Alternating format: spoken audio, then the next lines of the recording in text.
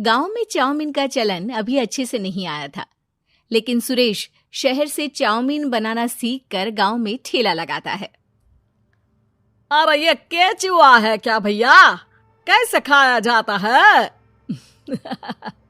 अरे नहीं नहीं, ये चाउमीन है। चाउमीन शहर में खाया जाता है। कितने की दे रहे हो सुरेश? 10 रुपए की प्लेट भरकर। तभी वहां शहर से पढ़ा एक लड़का आता है। जरा एक प्लेट चाउमीन तो देना। सुरेश उसे चाउमीन देता है। उसे चाउमीन खाता देख गांव वाले भी उससे चाउमीन ले लेते हैं और खाने लगते हैं। अरे वाह सुरेश भैया, कमाल की बनाए हो। 2 प्लेट मेरे बच्चों के लिए भी पैक कर दो।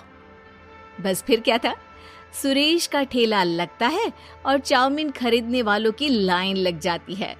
तभी वहां से गांव का साहूकार होकर गुजरता है।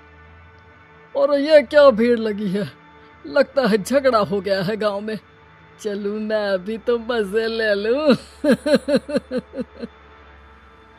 अरे कहाँ है, इतनी भीड़ लगी है यहाँ? लड़ाई हो गई है क्या?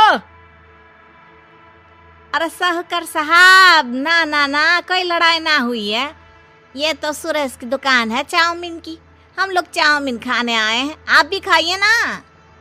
साहूकार चाउमीन खाता है और सुरेश की तरफ देखता है, जो सारे दिन के पैसे गिन रहा होता है। अरे सुरेश, क्या लागत है इस काम की? अरे साहूकार जी, आप अब आए हैं तो ये पूरे 10,000 रुपए ले जाइए, जो पिछले साल शहर जाने से पहले आपसे लिए थे ना। लागत तो क्या कहे, जो आपने दिया था उसी में सीखा भी है और दुकान भी खोल ली। अरे पैसे इतने जल्दी क्या जरूरत थी? कैसे जरूरत नहीं थी साहूकार जी, इतना मोटा ब्याज कहाँ से भरते। साहूकार को अब सुरेश की दुकान को हड़पने की लालच आ जाती है। नाना करते ये सारे दिन में 500 रुपए कमा ही लेता है। अरे गांव में ये ऐसे ही कमाता रहा तो कहीं ब्याज का काम ना शुरू कर दे। अरे भैया, कोई ना कोई जुगाड़ तो करना पड़ेगा। अब साहूकार घर आ जाता है और अपनी बीवी को सारी बात बताता है। हाँ जी, ये तो मैंने भी सुना है कि सुरेश के हाथ की चाउमीन नहीं खाई तो कुछ नहीं खाया। अरे हाँ हाँ, सही ही कहते हैं। मैं अभी खा कर ही आ रहा हूँ। अरे भाग्यवान है, कितना अच्छा हो ना अगर वो पैसा हम लोगों को मिल जाए। क्यों हैं? हाँ वो तो है, लेकिन कैसे? हम लोगों को तो चाउमीन बनाना आता ही नहीं है। साहूकार और उसकी बीवी अब रोज चुपके से सुरेश के घर जाते हैं और खिड़की से उसे चाउमीन बनाते देखते। अब क्या था, दोनों को चाउमीन बनाना आ जाता है। फिर एक रोज, और सुरेंद्र, तुझे साहूकारनी ने बुलाया था। बोल रही थी कि बेटे के जन्मदिन में 10 किलो चाउमीन का ऑर्डर देना है, बना दोगे ना? अरे हाँ हाँ साहूकार जी, मैं जरूर बना दूंगा। कब देना है घर में 10 किलो चाउमीन? अरे वो तो तू घर आकर बता कर लेना, मैं नहीं बता पाऊंगा। ठीक है, शाम को काम निपटा कर आ जाता हूँ। सुरेश साहूकार के घर जाता है, लेकिन वहाँ मियाँ बीवी मिलकर उसे बंधक बना लेते हैं। अरे मुझे क्यों बांध रखा है? मुझे छोड़ दो। आज से तेरा ठेला मैं लगाऊंगा और बहुत सारे पैसे कमाऊंगा।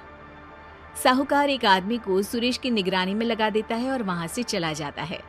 अगले दिन, अरे साहूकार जी, आप कब से चाउमीन बेचने लगे और अपना ये सुरेश कहाँ गया?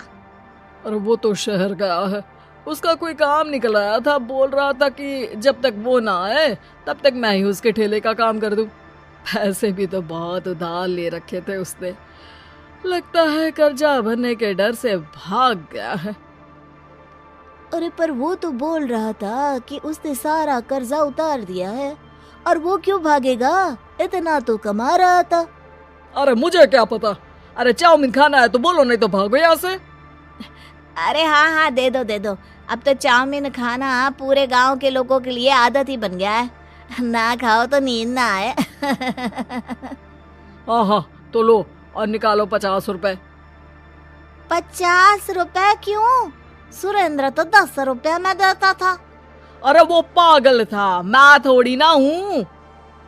गांव वाले, जिनको चाउमीन की लत लग गई थी, वो करते भी क्या, दे दो, और ये लो 50 रुपए।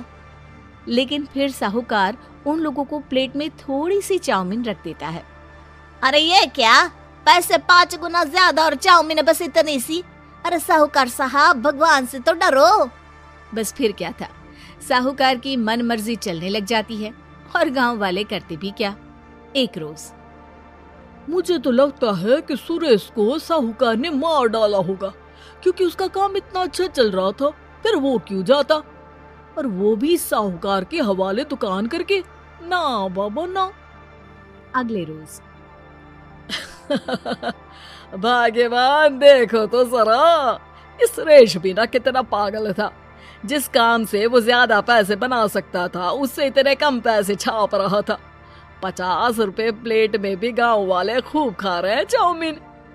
हाँ जी, और जितने में वो लोगों को 10 प्लेट खिलाता था भर भर कर हम लोग उतने में 20 प्लेट बना रहे हैं। क्यों जी? वहीं सुरेश रोज भगवान से मांगता कि बस एक बार वो किसी तरह वहां से निकलने में कामयाब हो जाए, लेकिन उसकी हर कोशिश नाकामयाब होती। फिर एक दिन, अरे भाग्यवान, ऐसा कुछ करो कि चाउमीन बनाने का खर्चा आधा हो जाए, जिससे हम लोगों को और मुनाफा हो। ना जी, मुझे तो कोई तरकीब ना सूझ रही। अरे सुनो, एक काम करते हैं, चाउमीन बनाने में जो सब्जी लगती है वो मंडी में लेने तुम देर रात चली जाना। तब तक वो सारी सड़ी गली सब्जी जो दुकानदार वहीं फेंक जाते हैं, वो उठा कर ले आना फ्री में। अरे वाह जी वाह, आप तो बहुत समझदार हैं जी। बीवी वैसा ही करती है, लेकिन अब लोग चाउमीन खाते तो मुंह बनाकर। फिर एक बार, अरे राम राम राम, ये पेट में दर्द काहे हो रहा है? आई, आई, आई, आई, आई। हाय रे हाय, मेरा भी पेट दर्द के मारे फटा जा रहा है। सभी को शक हो जाता है कि उन लोगों को चाउमीन खाने से ही ये बीमारी हो गई है। वहीं दूसरी तरफ जो आदमी सुरेश की निगरानी कर रहा था, वो सो रहा होता है और मौका देखकर सुरेश वहां से भाग जाता है। सुरेश गांव वालों के पास जाकर उन्हें सब कुछ बता देता है। बस अब क्या था, साहूकार के घर पुलिस पहुंच जाती है। चलो, तुमने गांव के लोगों को खराब सब्जी वाली चाउमीन खिलाकर बीमार किया और सुरेश को बंधक बनाया। तुम्हें इसीलिए हम गिरफ्तार कर रहे हैं। साहूकार को पुलिस ले जाती है और फिर अगले दिन से सुरेश का ठेला गांव के बाजार में लग जाता है, जहां अब पहले से ज्यादा भीड़ होती है।